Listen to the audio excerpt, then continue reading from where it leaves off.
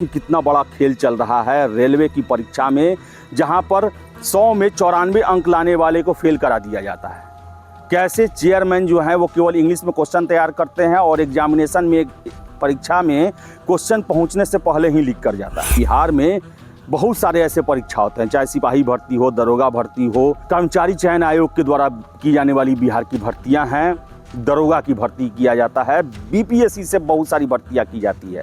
ऐसे में छात्रों के द्वारा चीख चीख के आरोप लगाया जाता है भर्ती आयोगों पर कि वहां से भी गड़बड़ी की जाती है। शिक्षा माफिया या नौकरियों में भ्रष्टाचार जो है वो संस्थाओं तक पहुंच चुकी है, उन्हें अपने जद में ले चुकी है। अब इससे इनकार नहीं कर सकते हम लोग। सिपाही भर्ती में ही आप देख ले, पिछले साल जो परीक्षा हुआ उसमें अध्यक्ष की भूमिका पूरी तरह से संदिग्ध है। आरोप लग रहे हैं छात्रों नेताओं के द्वारा। नमस्कार, आप देख रहे हैं द बिहार टॉप। मैं हूं आदेशपुरी। देश अभी पेपर लीक मामले से काफ़ी जूझ रहा है। नीट एग्जामिनेशन का आप देखे होंगे सीबीआई जांच कर रही है, और बिहार की हम बात करें तो बिहार में शायद ही अब कोई परीक्षा ऐसा हो रहा हो जिसमें पेपर लीक ना होता हो। और छात्रों के द्वारा जो है वो भर्ती आयोगों पर भी काफ़ी संगीन आरोप लगाए जाते हैं। आप देखिए बिहार में ऐसा नहीं है कि सिर्फ शिक्षा माफिया परीक्षा में गड़बड़ी कराने में लगे हुए हैं, बल्कि भर्ती बोर्ड के चेयरमैन भी पेपर लीक कराने के काम में लगे हुए हैं और एवज में 4 से 6 लाख रुपए लिए जाते हैं। ताज़ा मामला है, आपको बता दें, सीबीआई की एंटी करप्शन विभाग ने रेलवे के परीक्षा में पर्चा लीक को लेकर कार्रवाई की है और पटना रेलवे बोर्ड के चेयरमैन की भी संलिप्तता इसमें आई है।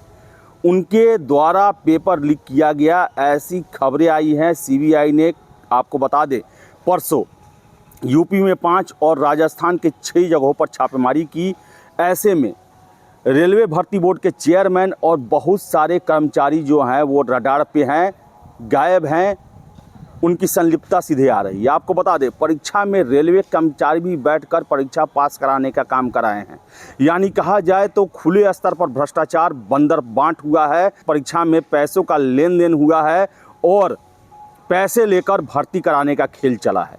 पूरा मामला आपको हम बताते हैं। मामला ये है कि सीबीआई की एंटी करप्शन ब्रांच लखनऊ ने रेलवे भर्ती बोर्ड प्रयागराज की जनरल डिपार्टमेंट कॉम्पिटिटिव एग्जाम यानी कि GDCE का पर्चा लीक होने में कई सनसनीखेज खुलासे किए हैं। इस परीक्षा का पर्चा लीक कराने में रेलवे भर्ती बोर्ड पटना के चेयरमैन राजेश कुमार से लेकर कई कर्मचारियों की साठगांठ रही है। इनमें करीब 2 करोड़ रुपए तक की वसूली की गई। हर अभ्यर्थी से 4-4 लाख रुपए वसूले गए।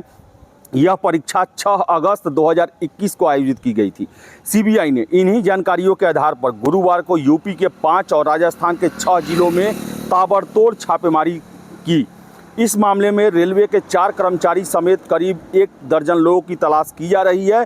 सीबीआई के मुताबिक नियमानुसार 2 भाषाओं में पर्चा तैयार किया जाता है, पर चेयरमैन राजेश कुमार ने सिर्फ अंग्रेजी में ही पर्चा बनाया। यह पर्चा अपटेक संस्था के पास भेजा गया, जहां अपडेट की गोपनीय टीम ने पर्चे को हिंदी में अनुवाद किया। इसके बाद ही पर्चा परीक्षा केंद्रों के लिए 6 अगस्त 2021 को रवाना किया गया।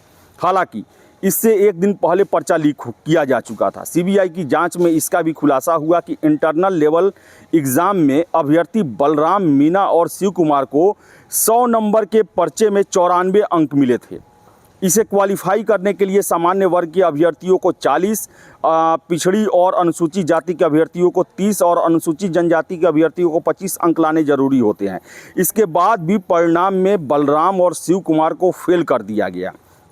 आपको बता दें, जांच में यह भी पता चला कि कुछ स्थानों पर रेलवे के कर्मचारी भी अभ्यर्थी बनकर परीक्षा में बैठे थे। तो आप समझ सकते हैं कि कितना बड़ा खेल चल रहा है रेलवे की परीक्षा में, जहां पर 100 में 94 अंक लाने वाले को फेल करा दिया जाता है।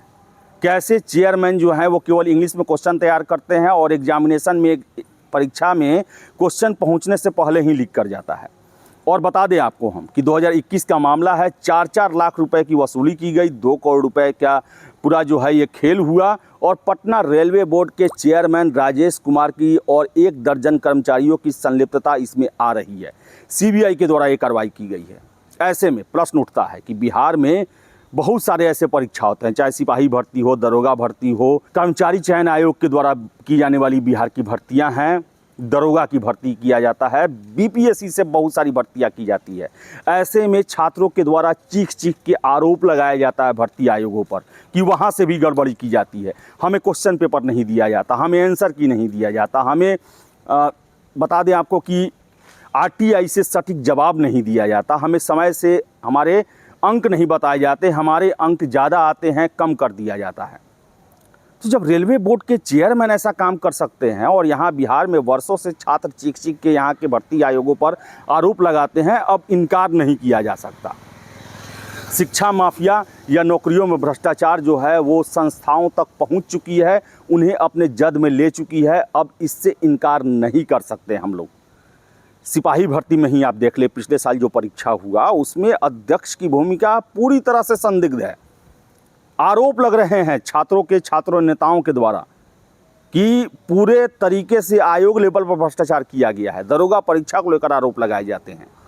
और ऐसे में रेलवे बोर्ड के चेयरमैन वो भी पटना के वो पकड़े जा रहे हैं। ऐसे में ज़रूरत है सरकार को कि अपने संस्थाओं पर नकेल कसे, वहाँ भी पारदर्शिता अपनाई जाए, वहाँ भी ईमानदारी अपनाई जाए, इस पर ध्यान दिया जाए, समय समय पर जांच कराई जाए।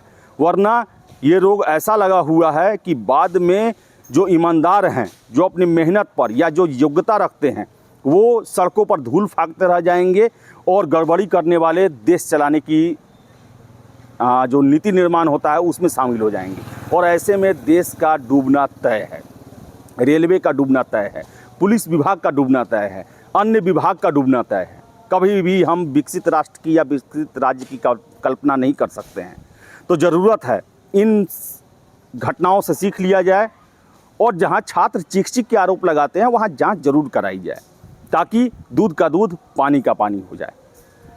तो देखिए आगे क्या क्या सूचना निकल के आ पाती है। फिलहाल इस वीडियो में इतना ही। वीडियो पसंद आए लाइक शेयर करें, हमारे चैनल द बिहार टॉप को सब्सक्राइब जरूर कर लें। धन्यवाद।